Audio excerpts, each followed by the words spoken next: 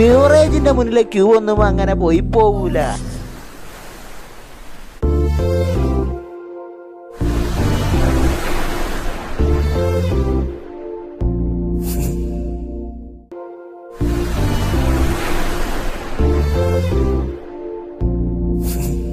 പ്രധാന പ്രശ്നം ഇതൊന്നുമല്ല.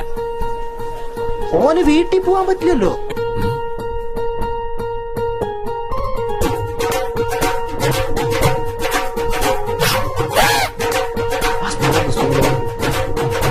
കേരളത്തിലെ കുടിയന്മാർക്ക് എന്തിനാണ് ടച്ചിങ്സ്? ആരാ വാള് വെച്ചേ? പുല്ലശ്ശേരി ബീവറേജിന്റെ മുന്നിൽ നിന്ന് ഒരുത്തനും വേണ്ട. എന്റെ കയ്യിലാകുള്ളത് ഒരു പൈസ. 2 പേക്കും കൊടുക്കണം, 2 പേക്കും കൊടുക്കണം, 2 പേക്കും കൊടുക്കണം. പിന്നെ ഞാനെന്ത് കേട്ടാനാ?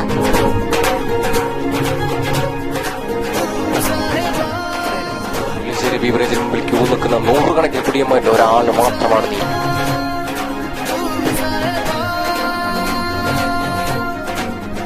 മുമ്പ് പലവട്ടം മാറ്റി വെച്ചിട്ടുണ്ടെങ്കിലും പാട് വെക്കാൻ തോന്നുന്നത് ആദ്യമായിട്ടാ.